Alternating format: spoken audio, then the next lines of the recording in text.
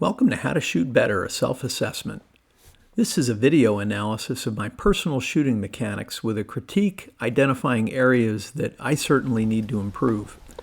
If you're new to the shooting sports or perhaps the concealed carry, you may pick up a thing or two here that would benefit you as well. If you're a more experienced shooter, I would invite you to write some comments. Tell me what you think. You might pick up some things that I have missed. I had videoed myself late last year shooting the plate rack in 2 successive range sessions in as many weeks, while having kept a journal of my dry fire practice during the week in between.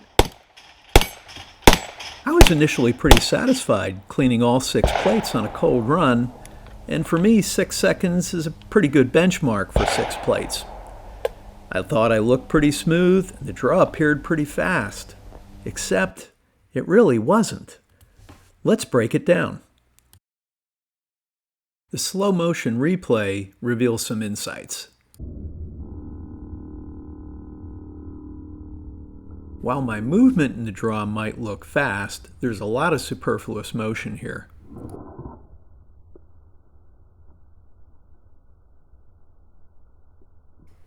And viewing this at 1/10 speed, after fully extending the arms, breaking that first shot appears to take an eternity. Note the timestamp for the shots in the lower right. Slow motion reveals a much more visible muzzle rise and recoil than what was obvious at normal speed.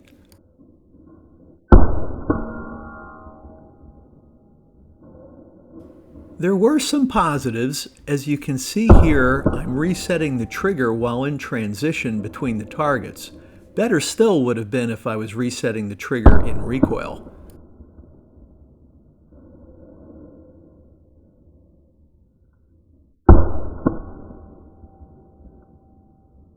Most telling observation, however, is that I'm not relaxed. You can see my shoulders are rolled forward and my head is tucked in. All that extraneous tension only slows down my performance. Let's further analyze my form by looking at some key snapshots in the sequence. Upon my initial reaction to the buzzer, I'm way too high and sweeping my cover garment instead of going straight to the gun. Look how high my hand is here and how far I have to reach to access and grip the gun. Then watch how high I lift. I'm clear of the holster here. I lift it way higher than I need to before finally rotating toward the target. My support hand meets and wraps around the grip, and then instead of driving the muzzle straight to the target, you see this little bit of fly casting with the muzzle tilted up. That's what increased the time I needed to verify the sights before breaking the first shot. The rest looks pretty good here, save that I possibly could have a little bit more forward lean to mitigate recoil. My follow-through looks good, but here's where you see all that coiled tension in my shoulders, neck, and head. You see me holster the pistol properly with my finger in register and thumb on the back of the slide to prevent any chance of a negligent discharge. Having practiced some dry fire repetitions, I was encouraged seeing some incremental progress a week later. Despite a slight hiccup accessing the grip on the draw, and still looking a little bit like a tactical turtle, I managed to shave more than a quarter second off my time. Some dry fire repetitions the preceding week smoothed out a couple of rough edges. 5.77. The slow motion replay reveals wear. My hand sweeps the cover garment a little lower, allowing me to access the gun faster. Despite missing my index point on the back strap of the gun and losing a little bit of time having to re-grip the pistol, I eliminated that little bit of fly casting and present the muzzle straight to the target.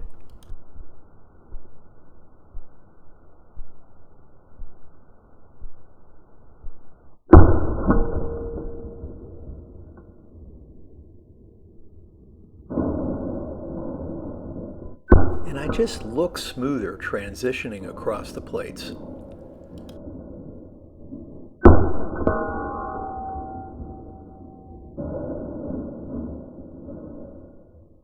While I can generally beat these times burning up ammo and cherry-picking my best run of the day. Recording my first run, shot cold without any warm-up upon arriving at the range, however, better reflects my level of performance that I can deliver on demand.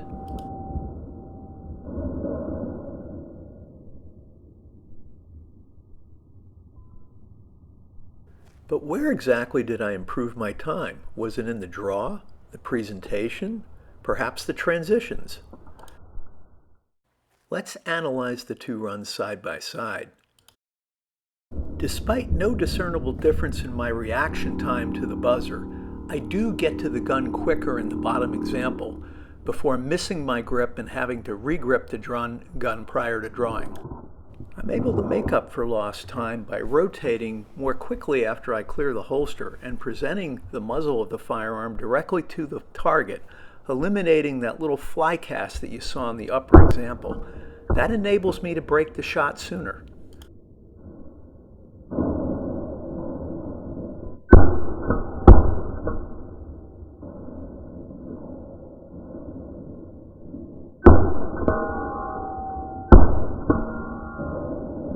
Already ahead of my previous week's pace, it's also evident that my transition times from plate to plate is slightly faster than last week as well.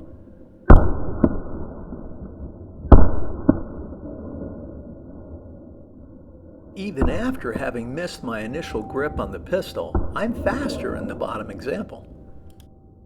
My dry fire practice the preceding week and some limited live fire doing draws to first shot certainly paid off.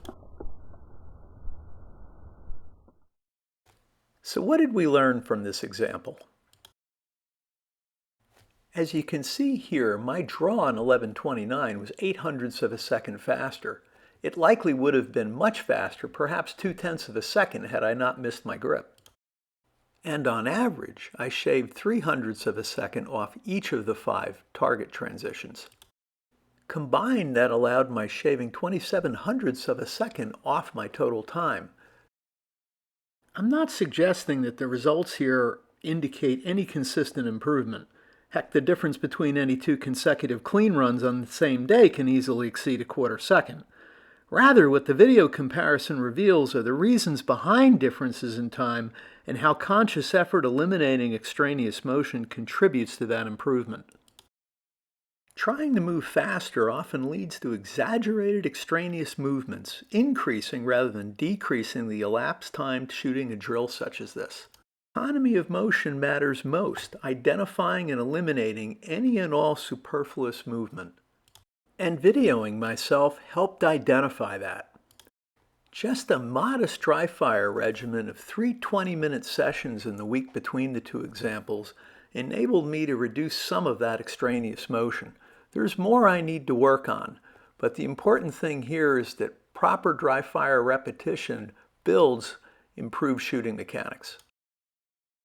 In closing, it bears reminding that skills like this are fungible, requiring regular practice to avoid regressing between range sessions. So thanks for watching. Constructive comments are always welcomed.